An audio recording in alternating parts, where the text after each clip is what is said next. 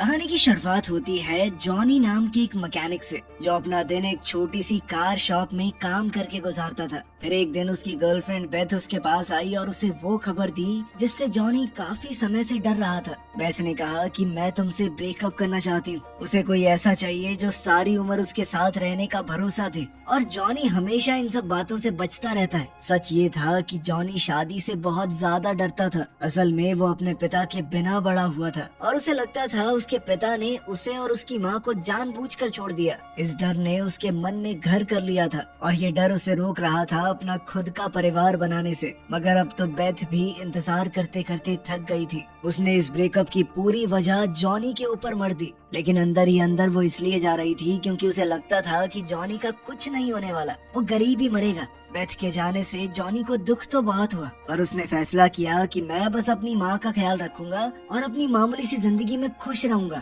उस रात जॉनी एक बार में गया जहाँ वो अक्सर अपने दोस्तों के साथ वक्त गुजारता था। अब वो एक दिल टूटे आशिक की तरह स्टेज पर जोर जोर से गाना गा रहा था। तभी अचानक से एक औरत बार में आई और उसका ध्यान तुरंत जॉनी पर गया। गाना खत्म होने के बाद वो जॉनी के पास आई और उसने अपना नाम प्रूडेंस बताया। प्रूडेंस ने समझाया कि वो इंग्लैंड में ड्यूक ऑफ ग्लासविक की एडवाइजर है। इसके बाद उसने जॉनी को एक प्लेन टिकट दी और कहा कि वो ड्यूक से मिलने जाए। इतना ही नहीं, उसने एक पुराना बर्थ सर्टिफिकेट भी दिखाया जो ये साबित करता था कि जॉनी ड्यूक का असली बेटा है। ये देखकर जॉनी एकदम हक्का बक्का रह गया और उसने वो कागज वापस उसकी तरफ धकेल दिया। जॉनी ने कहा कि मैं उस आदमी से मिलना ही नहीं चाहता जो 30 साल पहले अपने परिवार को यूं छोड़कर चला गया हो। बस यहीं से उसकी कहानी शुरू हुई।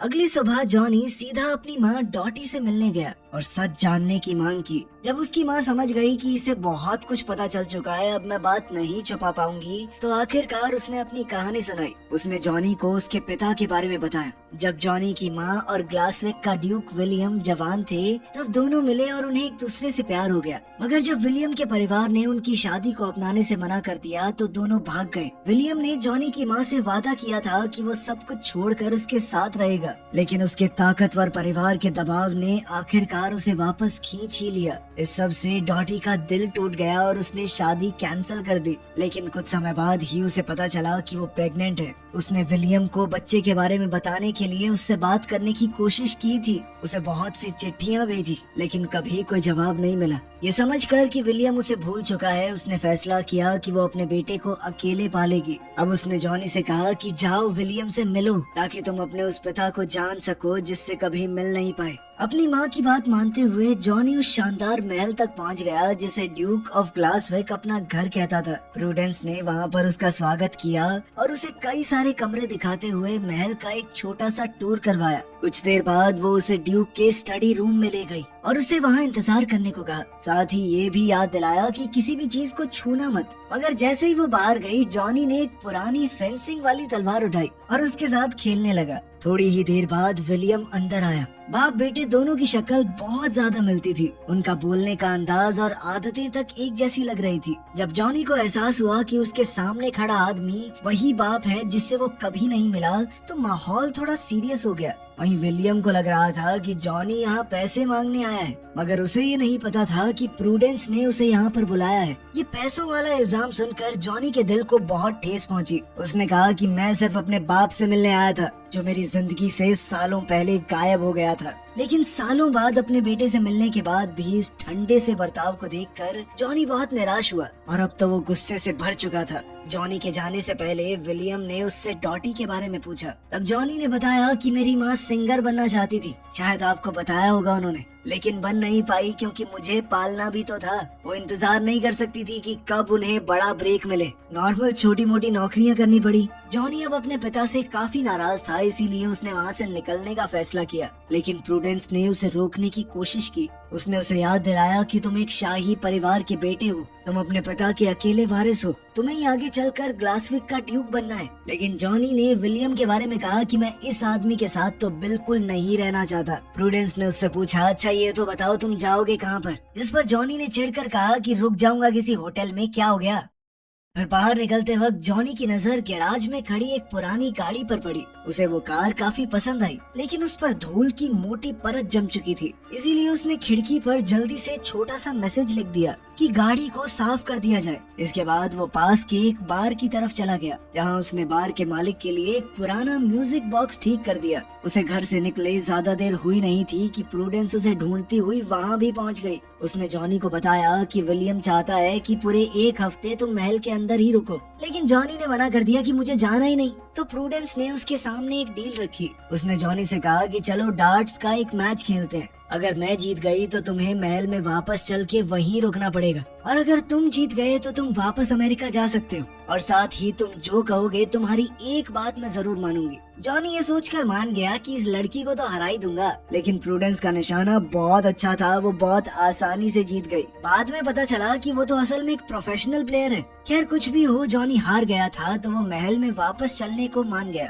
उसे उसका कमरा दिखाने के बाद प्रूडेंस सिटिंग एरिया में आराम से बैठ गई और जॉनी के सोशल मीडिया पोस्ट्स को देखने लगी। उसी वक्त एनी नाम की एक नौकरानी अंदर आई और उसने प्रूडेंस को जॉनी और उसकी माँ की फोटोज देखते हुए मुस्कुराते पकड़ लिया। एनी ने तुरंत मजाक में कहा कि क्या बात है, लड़का पसंद आ गया क्या? लेकिन प्रूडेंस ने जल्दी से कहा कि नहीं नहीं, ऐसा कुछ नहीं है। फिर अगली सुबह जब प्रूडेंस जॉनी के कमरे में गई तो उसे एक पुराना फोनोग्राफ ठीक करते हुए पाया, जो कई सालों से काम नहीं कर रहा था। थोड़ी देर बाद वो उसे साइकिल पर घुमाने ले गई ताकि जॉनी ड्यूक की जमीन जायदाद को अच्छी तरह देख सके। उसने बताया कि ड्यूक ऑफ ग्लासविक के नाम पर लगभग 42,000 एकड़ है। इसमें ज्यादातर जमीन खेती की थी। उनकी जमीन पर एक प्राइवेट चर्च भी था और साथ ही परिवार के शाही सदस्यों को दफनाने के लिए एक खास जगह भी। प्रूडेंस ने यह भी बताया कि विलियम के पिता ने परिवार की आखिरी बची हुई दौलत खर्च कर दी थी और साथ ही बहुत बड़ा कर्ज छोड़ दिया था। इसके बाद प्रूडेंस जॉनी को एक फार्म पर लेकर गई, जहां उसका स्वागत फिंची नाम के एक बुजुर्ग आदमी ने किया। जॉनी की नजर तुरंत एक टूटी हुई ग्राइंडिंग मशीन पर पड़ी, जो लगभग 10 सालों से बेकार पड़ी थी। जब उसने पास पड़े चुकंदर के ढेर के बारे में पूछा तो फिंची ने बताया कि आजकल चुकंदर से ज्यादा मुनाफा नहीं होता। उसने ये भी बताया कि तुम्हारे पिता विलियम बहुत ही अच्छे हैं। उसने कभी भी उन किसानों से रेंट नहीं लिया जो ड्यूक की जमीन पर काम करते थे। फार्म घूमने के बाद जब वो वापस महल लौट रहे थे तो प्रूडेंस ने जॉनी की मुलाकात उसके कजन एलिस्टर से करवाई। अगर विलियम का कोई बच्चा नहीं होता तो वही अगला ड्यूक बनने वाला था। फिर खेतों के बीच घूमते हुए प्रूडेंस ने जॉनी से कहा कि एक बार ड्यूक बनने के बारे में जरूर सोचना। मैं बिल्कुल नहीं चाहती कि एलिस्टर उस गद्दी पर बैठे। फिर उसने जॉनी को खुलकर अपनी कहानी बताई। उसके माँ बाप कई सालों तक ड्यूक के परिवार के लिए काम करते थे, इसीलिए वो महल में ही बड़ी हुई थी। जब वो सिर्फ 8 साल की थी तो उसके माँ बाप एक एक्सीडेंट में मारे गए। उस वक्त मुझे विलियम ने अपने पास रख लिया और बिल्कुल अपनी बेटी की तरह पाला। उसे बड़े से बड़े स्कूल में भेजा, जो वो करना चाहती थी करवाया। इसी वजह से प्रूडेंस अपने दिल से विलियम की शुक्रगुजार थी। वो चाहती थी कि अगला ड्यूक कोई ऐसा इंसान बने जो सच में इसके लायक हो, बिल्कुल जॉनी की तरह। अब ज्यादा देर नहीं हुई थी कि महल में खास मेहमान आने शुरू हो गए। उनमें एलिस्टर और उसकी माँ भी शामिल थे और उन दोनों को ही मौका मिलते ही जॉनी को नीचा दिखाने में बहुत मजा आ रहा था। उन्हें लगता था कि जॉनी को शाही रहन सहन के बारे में कुछ भी पता नहीं होगा, क्योंकि वो तो अमेरिका में एक आम इंसान की तरह बड़ा हुआ है।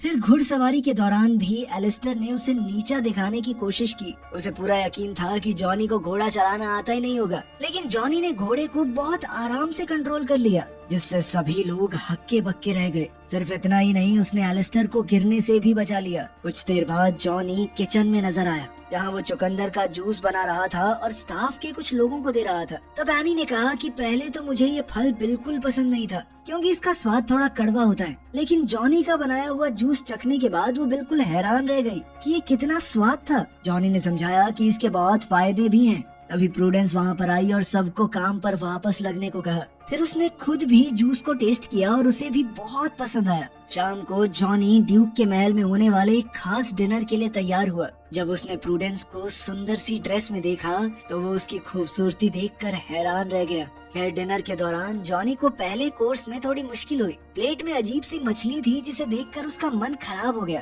तभी एलिस्टर ने तुरंत इस मौके का फायदा उठाया और उसका मजाक उड़ाने लगा। तुम्हें तो शाही टेबल मैनर्स के बारे में कुछ भी पता नहीं होगा। कोई बात नहीं, मैं बाद में सिखा दूंगा अगर तुम्हें चाहिए तो। लेकिन जॉनी ने उस पर बिल्कुल ध्यान नहीं दिया। उसने तुरंत एक चुटकुला सुनाया जिससे टेबल पर बैठे मेहमान हंस पड़े। इससे साफ हो गया कि वो एलिस्टर और उसकी माँ से डरने वाला नहीं है। उनकी हर फालतू बात का उसके पास और भी बढ़िया जवाब था। डिनर के आखिर में एलिस्टर खड़ा हुआ और उसने बड़े गर्व से कहा कि मैं अगला ड्यूक होने में बहुत गर्व महसूस करता हूँ। लेकिन उसी वक्त जॉनी भी अपनी सीट पर खड़ा हो गया और उसने सबको हैरान करते हुए कह दिया कि तुम नहीं, अगला ड्यूक मैं बनूंगा, मैं संभालूंगा अपने पिता की गद्दी को। उसी पल कमरे का माहौल तुरंत बदल गया। प्रूडेंस खुशी से चमक उठी और विलियम भी बहुत खुश नजर आया, क्योंकि वो तो हमेशा से चाहता था कि उसका बेटा ही उसकी जगह संभाले। फिर विलियम ने सबके सामने कबूल किया कि जॉनी उसका बेटा है और वही ग्लासविक का अगला ड्यूक बनेगा। ये सुनते ही एलिस्टर और उसकी माँ गुस्से से भड़क उठे। वो बाद में विलियम से अकेले बात करने पहुँचे, लेकिन विलियम अपनी बात पर टिका रहा। उसने कहा कि जॉनी मेरा असली बेटा है, अगर वो ड्यूक बनना चाहता है तो ये उसका हक है। उधर जॉनी और प्रूडेंस एक बार में गए अपने दोस्तों के साथ इस बात का जश्न मनाने।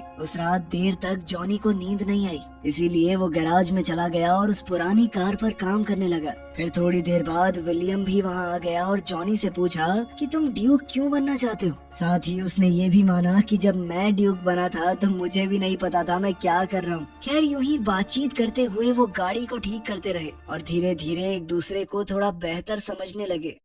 फिर अगले दिन प्रूडेंस ने जॉनी को डांस सिखाना शुरू किया। वो एक आने वाले फंक्शन की तैयारी कर रहे थे। उस मौके पर इंग्लैंड के कई शाही परिवारों के लोग वहाँ आने वाले थे। प्रूडेंस चाहती थी कि जॉनी उनके सामने बिल्कुल भी कम न लगे। डांस लेसन के दौरान अचानक से एनी वहाँ आ गई और उसने जॉनी और प्रूडेंस का शुक्रिया अदा किया, क्योंकि उन्होंने उसके बॉयफ्रेंड को भी फंक्शन में आने का न्योता दिया था। जल्द ही प्रूडेंस को पता चला कि जॉनी ने फिंची और उन किसानों को भी न्योता दिया था जो सालों से इस जमीन पर काम कर रहे हैं। ये सब सुनकर प्रूडेंस थोड़ी इमोशनल हो गई, खास करके इस बात को देखकर कि जॉनी को यहाँ आए कितना ही वक्त हुआ है, फिर भी उसे यहाँ पर काम करने वाले सभी लोगों का ख्याल है। अब जल्द ही उनकी प्रैक्टिस के दौरान माहौल थोड़ा रोमांटिक हो गया। जॉनी और प्रूडेंस एक दूसरे के काफी करीब आ गए और ऐसा लग रहा था मानो दोनों एक दूसरे को बस चूमने ही वाले हैं। लेकिन तभी एनी और कुछ स्टाफ मेंबर्स ने उन्हें देख लिया और दोनों वहीं रुक गए। खैर फिर जॉनी दोबारा से गैराज में उस पुरानी कार पर काम करने चला गया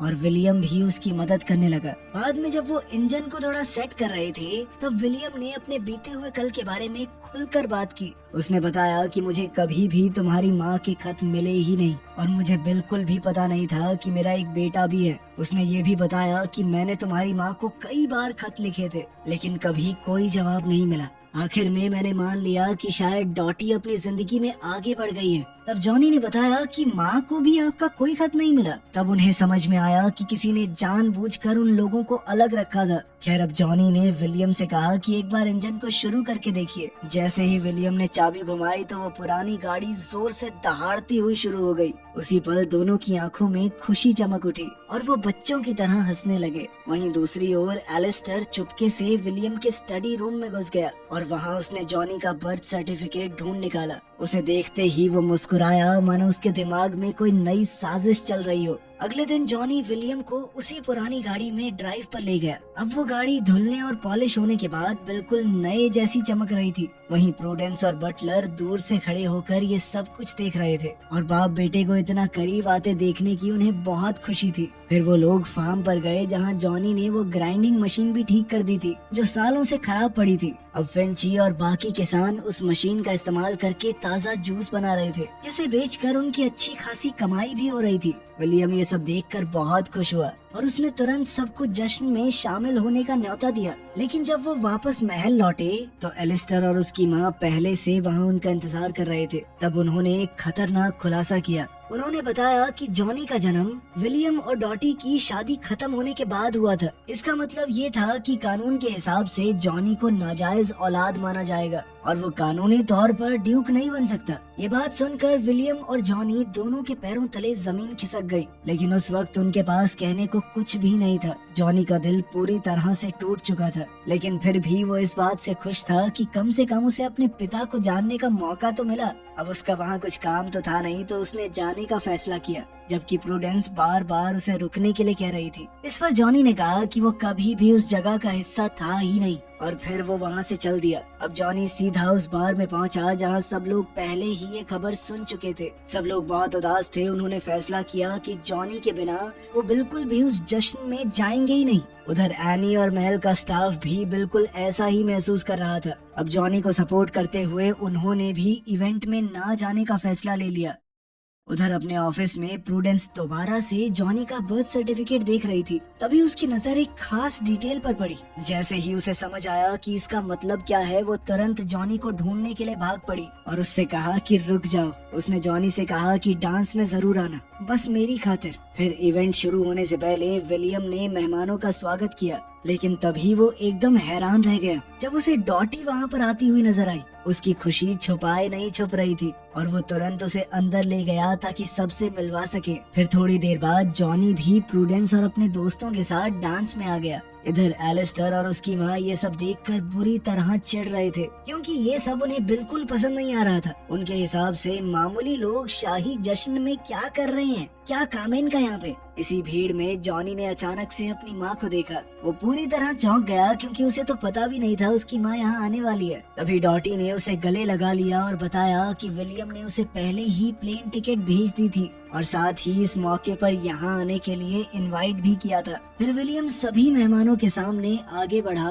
और सालों से दिल में दबाए हुए अपने जज्बात खुलकर कह दिए। उसने बताया कि सिर्फ एक हफ्ते में मेरी जिंदगी पूरी तरह बदल गई है। उसके बेटे की वजह से उसकी पुरानी यादें ताज़ा हो गई और अब उसे लगता है कि शायद वो अपनी जिंदगी को दोबारा पा सकता है, जिसे उसने सालों पहले खो दिया था। फिर उसने सबके सामने ऐलान किया कि जॉनी उसका अगला वारिस होगा। ये सुनते ही एलिस्टर तुरंत कूद पड़ा और इस फैसले का विरोध करने लगा। उसने जोर देकर कहा कि जॉनी नाजायज औलाद है, वो नहीं बन सकता ड्यूक। तभी अचानक प्रूडेंस बीच में आ गई और सच्चाई का खुलासा किया। उसने बताया कि शादी को रद्द करने वाले कागजों पर जो विलियम के दस्तखत हैं, वो नकली हैं। ये बात बहुत आसानी से साबित की जा सकती है जब उस सिग्नेचर को विलियम की असली हैंडराइटिंग से कंपेयर किया जाए। विलियम अपने बाएं हाथ से लिखता है और उसका साइन करने का तरीका इतना अलग है कि किसी के लिए भी नकल कर पाना बहुत मुश्किल है। ये सब सुनकर एलिस्टर बिल्कुल घबरा गया और ऐसे ही कुछ भी बड़बड़ाने लगा कि तो क्या हो गया, साइन तो हो रखा है ना।